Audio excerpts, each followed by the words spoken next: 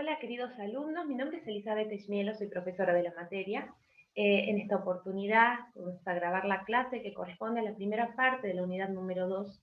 y aborda el tema de la reparación del daño desde la perspectiva constitucional y el principio de la reparación plena. Les dejo a disposición mi dirección de mail para cualquier consulta y al lado de este video vamos a colgar bibliografía específica que yo recomiendo, además de la general, para estudio de estos temas. Ustedes ya vieron en la unidad anterior la evolución histórica del derecho de daños, entonces acá vamos a hacer simplemente un pantallazo de contexto para comprender la reparación del daño desde esta perspectiva constitucional. He tomado una línea de tiempo para que ustedes puedan contextualizar el espacio temporal para ir comprendiendo la evolución del derecho a la reparación, porque este a su vez responde además a la propia evolución, tanto del pensamiento humano como de las realidades que fuimos transitando desde esta línea que tomo como punto de partida, que es la Constitución del año 1853, y solo al fin de que ustedes lo tengan en cuenta para ir comprendiendo cómo es que el derecho a la reparación ha ido evolucionando. En el año 1853, cuando se sanciona nuestra Constitución Nacional, estaba centralizado el énfasis garantista en el derecho de la propiedad, en la libertad de comercio, porque era en ese momento la piedra basal para desarrollar aquella incipiente economía que inspiraba aquel siglo, es decir, que eran otros tiempos. En estos tiempos la persona era solo un elemento más de la relación del derecho. El artículo 14 de la Constitución Nacional solo protegió la libertad para elegir lo que libremente podía hacerse, como el trabajar, ejercer la industria lícita, navegar, comerciar. Por su parte, los artículos 15, 16, 18 y 19 se aseguraron los beneficios de la libertad con la abolición de la esclavitud, el formal reconocimiento de la igualdad ante la ley, las garantías procesales, la exclusión de las acciones privadas de la autoridad de los magistrados, pero debemos tener en cuenta y retener porque este artículo 19 de la Constitución Nacional va a ser un artículo que va a abrir la puerta a aquel proceso de constitucionalización que nacería más adelante y que ya lo vamos a abordar, que ustedes más o menos ya lo vieron en la unidad anterior. Como les decía, esta concepción patrimonialista estaba justificada en aquellos tiempos, entre el año 1853 y 1945. Yo acá les dejo una cita de Domingo Faustino Sarmiento sobre cuál era el espíritu que inspiraba el derecho en aquellos tiempos. A este PowerPoint también lo dejo colgado dentro de el aula virtual de nuestra cátedra. Por supuesto que este era un tiempo en el que era necesario fomentar el comercio y las corrientes inmigratorias, porque lo principal era poblar nuestro país. Este momento histórico se ve reflejado en la perspectiva que adopta el Código Civil de Belisario en el año 1879, que con esta línea de pensamiento y con este momento histórico recepta en nuestro derecho que la responsabilidad o el deber de responder ante el daño era con un factor de atribución netamente subjetivo. Es decir, solo se respondía frente al daño cuando era reprochable en el autor del daño una conducta imputable. En aquel tiempo, el daño injustamente causado estaba centralizado en aquel daño que había sido injustamente causado y no estaba virado a la perspectiva desde el daño injustamente sufrido. ¿sí? Es decir, la mirada no estaba puesta en el sujeto dañado, sino en el dañador. Era una sanción a aquel que a través de un acto ilícito había provocado un daño a otra persona. Sin embargo, luego de este momento histórico, habían sucedido en aquellos tiempos dos acontecimientos históricos que marcarían un cambio de paradigma respecto de la mirada del derecho de daño frente a aquellos momentos históricos. Estos acontecimientos podríamos resumirlos en la Revolución Industrial y luego en la Segunda Guerra Mundial. Esto es solo un repaso porque ustedes ya vieron esto en la unidad número 1. La Revolución Industrial, más o menos, que había iniciado la podemos situar a finales del siglo XVIII y su conclusión a mediados del siglo XIX, con un periodo de transición ubicado en el año 1840 y 1870. En aquel tiempo, cuando sucede la Revolución Industrial, la mirada estaba puesta en la producción en masa, es decir, que la persona quedaba de alguna manera desplazada en sus intereses porque la mirada estaba en aquella producción. Tan es así que para ilustrarles los pensamientos que imperaban por aquellos tiempos, yo les hago esta pequeña cita. En aquellos tiempos se pensaba que era necesario transformar nuevamente en riqueza las materias primas, que era menester elaborarlas y comercializarlas, para lo cual se necesitaba brazos. Pero decían, solo brazos nada más, ni cabeza y menos conciencia. Brazos solamente porque siguiendo una tradición clásica se suponía que los brazos producían más si respondían a una cabeza ajena. Es decir, que en aquellos tiempos la persona o la productividad de la persona o el valor de la persona estaba reducido a aquella productividad laborativa. Lo único que importaba en aquel momento histórico o la mirada del derecho estaba posada en aquella concreción de aquellos nuevos tiempos de la producción en masa, lo que luego va a traer muchísimas consecuencias en el derecho que va a receptar todas estas realidades y ya las iremos viendo en el transcurso de la materia y de esta unidad. Imbuidos de estos principios, así es como se sancionan los códigos decimonónicos, y entonces estaba implantada más bien la idea de castigar al autor culpable. Así es que los elementos de la responsabilidad civil, es decir, aquellas condiciones que eran necesarias verificar para que se generara el deber de responder, estaban configurados con el elemento antijuridicidad, daño, la relación de causalidad y la imputabilidad. Todos estos elementos lo vamos a ver en el transcurso de la materia. Pero lo que yo quisiera que ahora ustedes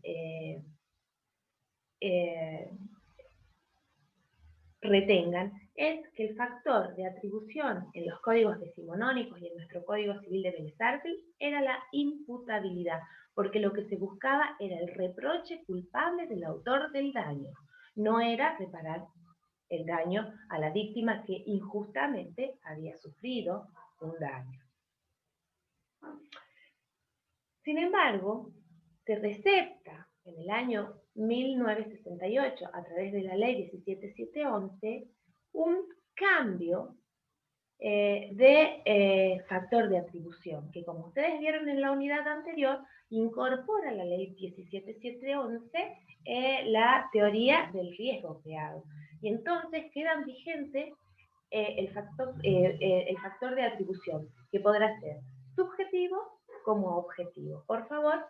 hagan referencia a lo estudiado en la unidad número 1 para no volver allí. Lo que quiero destacar en este momento es cómo la evolución del pensamiento y del derecho fueron receptando cambios en el derecho a la reparación del daño. Entonces, en este momento histórico, eran tantos los daños que justamente la revolución industrial y la maquinaria, la producción en masa, habían causado que era necesario modificar la mirada y receptar que no solo debían responderse los daños cuando aquellos eran productos de un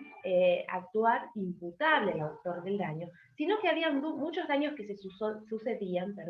y que eran merecedores de tutela por parte de las personas que sufrían estos daños y que por ello se recepta en nuestro derecho el factor de atribución objetivo. Y de allí, este elemento de la responsabilidad civil, que antes lo identificamos como imputabilidad, pasa a ser un factor de atribución, el que podrá ser objetivo como subjetivo.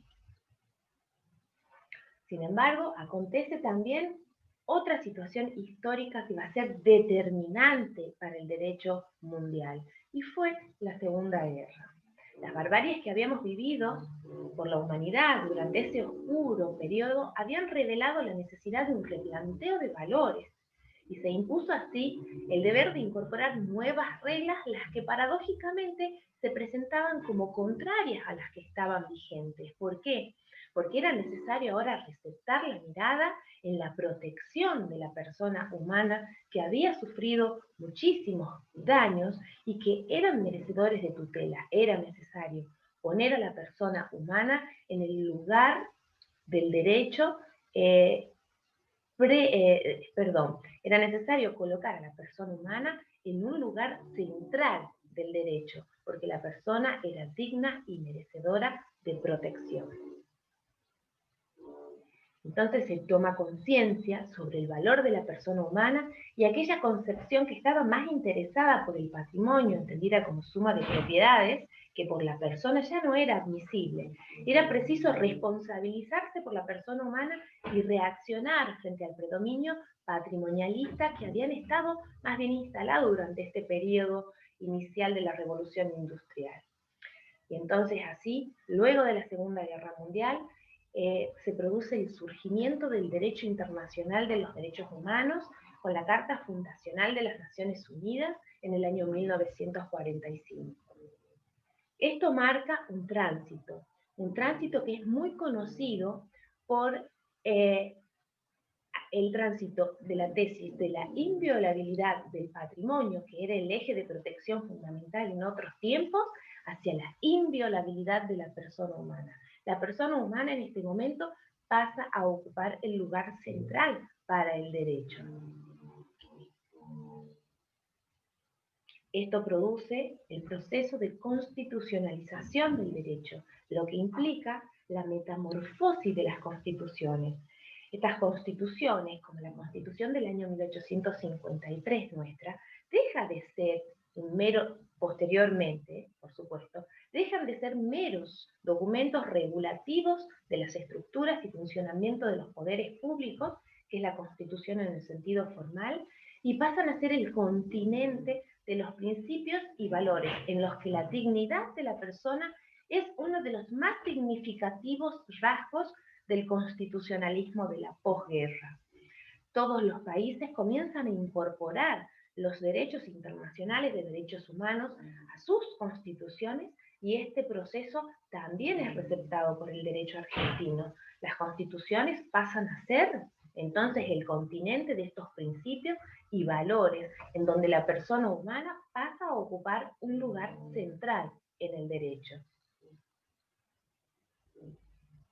Se instala como un derecho fundamental entonces la noción de dignidad de la persona humana. La Declaración Universal de los Derechos Humanos, los pactos de Naciones Unidas sobre los derechos civiles, políticos y los derechos económicos, sociales y culturales, y el resto de los tratados y convenciones internacionales proclaman que la dignidad es inherente a todas las personas. Es la base de los derechos fundamentales y el valor básico sobre el que se asientan los derechos como sujeto libre y partícipe de una sociedad. Se escribe el derecho humano a la integridad psicofísica, consecuentemente, y se incorpora la noción de que el cuerpo de la persona es la fuente de aptitudes actuales y potenciales que le pertenecen, que le permiten desarrollarse, diseñar, proyectar su vida conforme a sus condiciones físicas y psíquicas naturalmente impresas con su propia existencia, que es única e irrepetible, y se reconoce que la libre disposición de estos derechos hace a la dignidad de la persona. Como les dije, el derecho argentino recepta estos derechos fundamentales a través de su propio proceso de constitucionalización. Y en Argentina podemos situar este proceso como la consagración a través de la reforma constitucional del año 1994, que incorpora y reconoce jerarquía superior a los tratados internacionales de derechos humanos suscritos por la Argentina en el artículo 75, inciso 22.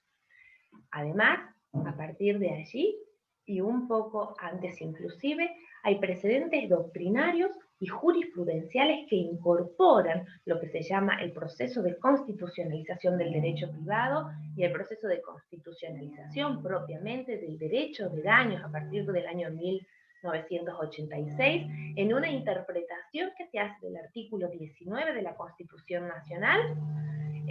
donde se consagra el principio de la inviolabilidad de la persona humana. Esto me refiero, ¿por qué? Porque vamos a situar el proceso de constitucionalización aún anteriormente a la reforma constitucional del año 1994, que incorpora los tratados internacionales de derechos humanos. Porque esta consolidación positiva en el derecho interno fue paulatino desde este año que les marco, luego con la reforma constitucional del año 1994, hasta terminar de consolidarse en el derecho interno argentino, en el derecho privado a través de nuestro Código Civil y Comercial de la Nación en el año 2015, que recepta normativamente todos estos principios y valores que ya estaban vigentes en nuestro derecho argentino. Muy bien. Hecho este contexto histórico del proceso de constitucionalización, que ustedes deben estudiarlo posteriormente de haber estudiado la unidad número 1, donde está mucho más profundizado el tema, vamos a abordar el principio de la reparación plena, pero desde esta perspectiva constitucional e inicial que hemos abordado hasta aquí en el transcurso de esta clase. ¿Qué es el principio de la reparación plena del daño? El principio de la reparación plena es un principio general de la responsabilidad civil que postula que toda persona que sufre un daño que afecta sus bienes o lesiona la integridad corporal o vulnera el conjunto de sus derechos fundamentales, tiene el derecho a ser totalmente reparado de las consecuencias de la afectación a su interés lícito dentro de los límites de la ley. Esto es una cita del doctor Pizarro y les quiero decir que todo el material de estudio contiene en extenso todo esto que yo les estoy explicando en este video. Por su parte, el doctor Galdós refiere a la reparación plena como una función del derecho de daño que tiene por objetivo restablecer el equilibrio existente en el patrimonio del sujeto que padeció un daño que no tenía el deber jurídico de soportar. El principio de reparación plena es un principio que tiene raigambre constitucional y que está vigente en nuestro derecho aproximadamente desde el año 1986 a través de una sucesión de precedentes jurisprudenciales que fueron instalando en el proceso de constitucionalización del derecho de daño la vigencia del principio de la reparación plena del daño a través de la interpretación del artículo 19 y la vigencia del deber genérico de no dañar. En nuestro derecho,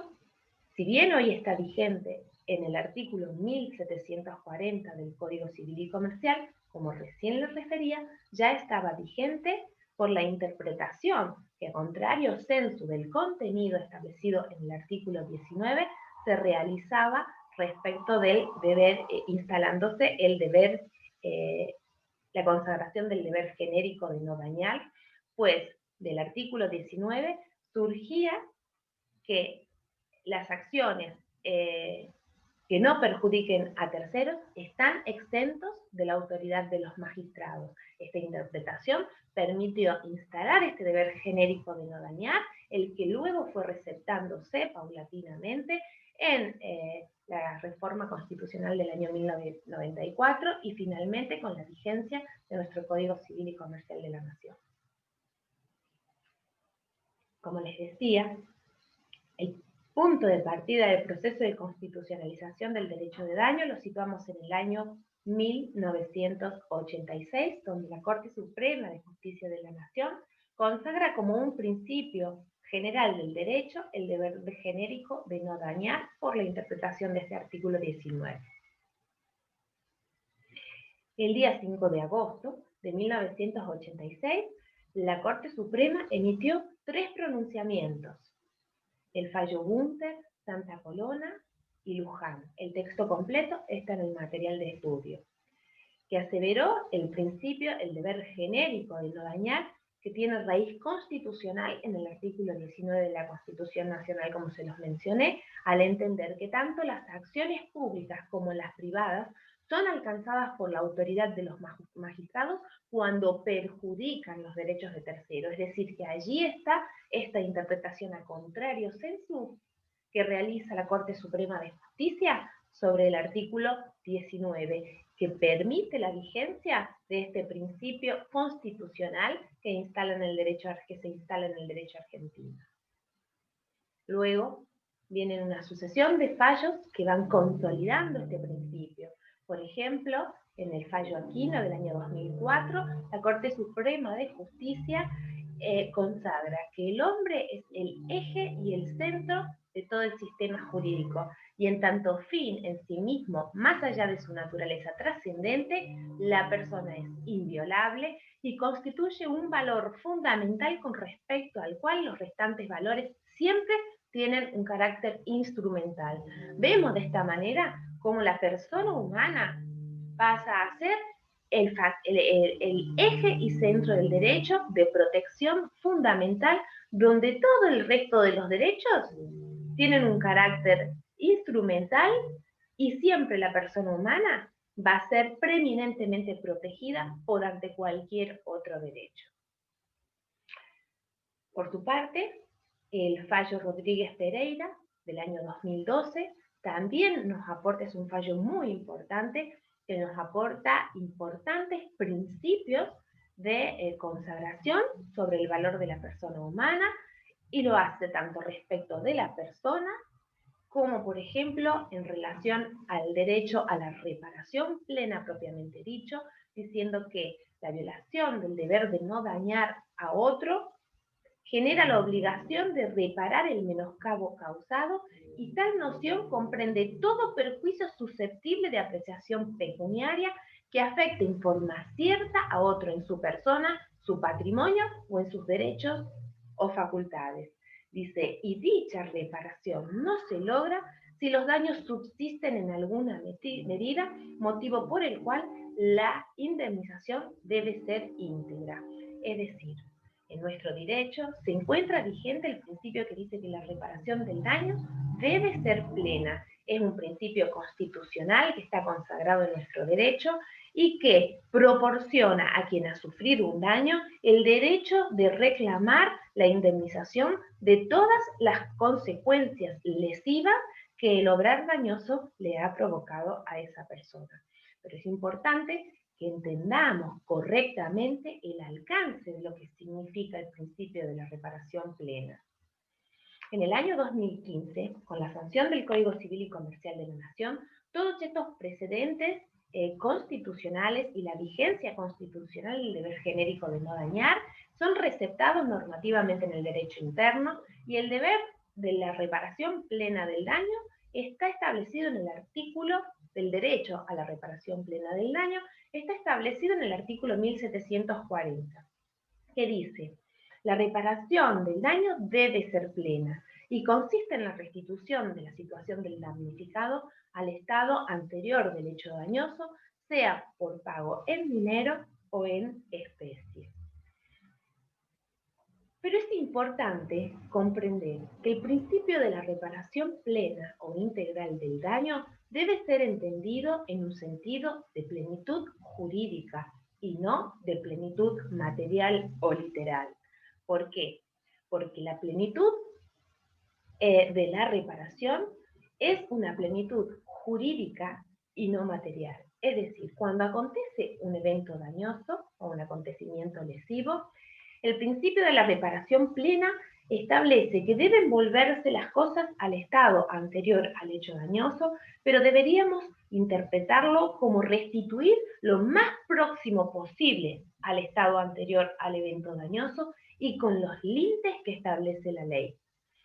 Porque si nosotros interpretáramos que tenemos el derecho a la reparación plena del daño, podríamos interpretar que deberían resarcirse todas las consecuencias lesivas que un daño ha provocado a una persona. Sin embargo, nuestro derecho, y lo abordo también en la unidad número 4, esta unidad debe ser estudiada con el video que les dejo, que corresponde a la unidad número 4, debe ser entendida con el límite de la causalidad adecuada. Es decir, se resarcen las consecuencias inmediatas y las consecuencias mediatas. Ese es el límite de la plenitud reparatoria, porque si no, una indemnización podría no tener fin si las consecuencias del daño son